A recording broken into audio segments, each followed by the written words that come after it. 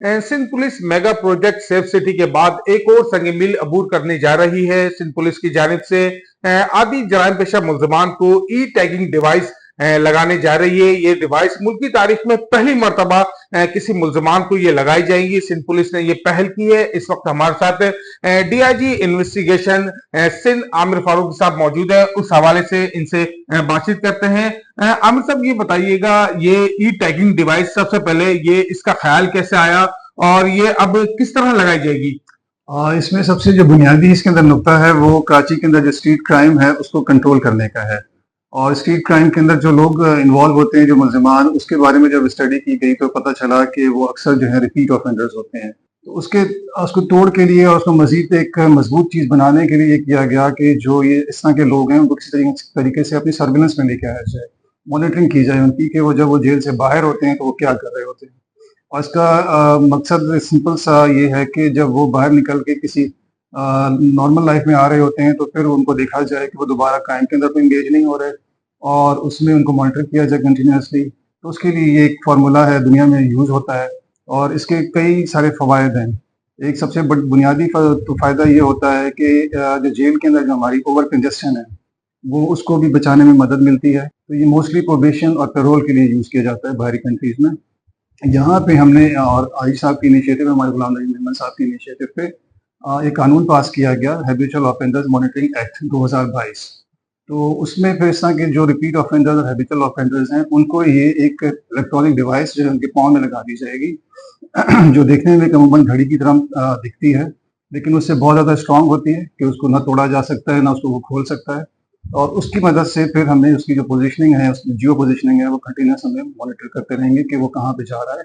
और उसको मज़ीद कंट्रोल रखने के लिए और उसको देखने के लिए हम उसको ये भी पाबंद करेंगे कि वो वक़्तन हफ़्ते के बाद या 15 दिन के बाद थाने में जाके रिपोर्ट भी करे और उसकी उस तरीके से फिर हम उसको उसकी मज़ीद बेहतर सर्विलेंस कर सकेंगे। उसको अगर कोई हमने चीज़ नोट की भी होगी और सारी रिपोर्ट्स जो होंगी वो अदालत में जमा होंगी उस मुल्ज़िम के हवाले से और फिर अदालत उसके लिए फैसला करेगी कि इसकी बेल कैंसिल करनी है या इसको हमने कंटिन्यूस उसको बेल पे रखना है ताकि उसकी जो भी एक्टिविटीज है उसको हम वॉच कर सकें। अच्छा आमिर भाई, जराइम पेशा अफराद होते हैं और ये टैंपर करने की जरूर कोशिश करेंगे। बाज लोग हमने ये भी देखा है कि जो मुल्जमान होते हैं वो 10 मरतबा गिरफ्तार होते हैं और 10 मरतबा ही वो बाहर से निकल जाते हैं, क्योंकि उनका एक बिहेवियर इस तरह का होता है कि वो क्राइम करने से पीछे नहीं हटते।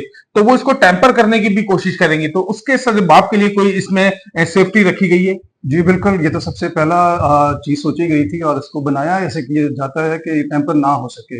लेकिन स्टिल अगर कोई कोशिश करेगा तो उसकी भी सज़ा है इसके अंदर और उसको फ़र्ज़ करें कि टैंपर करके तोड़ के कोई भाग जाता है, तो उसके लिए हमारे पास गारंटीज़ ये हैं कि जब वो फर्स्ट टाइम उसकी बेल होगी तो कोर्ट के ज़रिए ही उसको उसके कोई विटनेसेस या उसके जो गारंटर्स होंगे वो भी उसको उनसे गारंटी ली जाएगी कि ये आदमी इसको टैंपर नहीं करेगा। उसको समझा दिया जाएगा कि टैंपर करने पे इतनी सज़ा है और ये उसकी कंडीशंस हैं।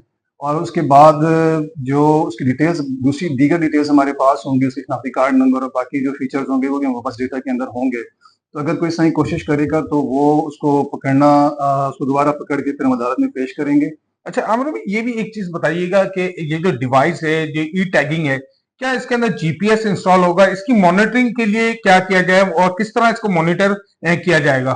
बेसिक आइडिया तो वही जीपीएस का ही है कि इसकी ग्लोबल पोजीशनिंग जो है वो से हम आइडेंटिफाई करते रहें और पता कंटिन्यूसली देखते रहें रियल टाइम के अंदर कि वो कहाँ पे मौजूद है और उसने प्रीवियस 24 घंटे में कहाँ-कहाँ मूवमेंट की है।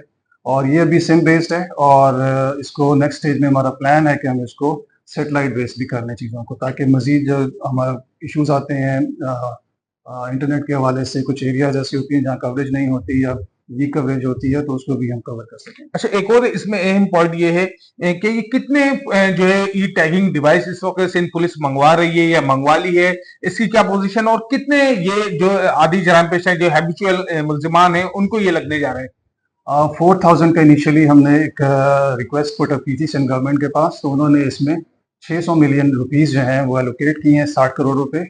और ये 4000 डिवाइसेस इसमें हम लेंगे फर्स्ट फेज में और उसके बाद ज़रूरत पेश आई मजीद तो फिर उसके मजीद सेंट्रल हुकूमत से रिक्वेस्ट करेंगे। इसका टेंडर हो चुका है और ये 29 दिसंबर को उसका टेंडर खुलेगा। अच्छा, ऑलमोस्ट ये डिवाइस कब तक सिंध पुलिस के पास आ जाएंगी और ये कब से मुल्जिमान को ये लगने का अमल, जो डिवाइसेस लगने का अमल शुरू हो जाएगा?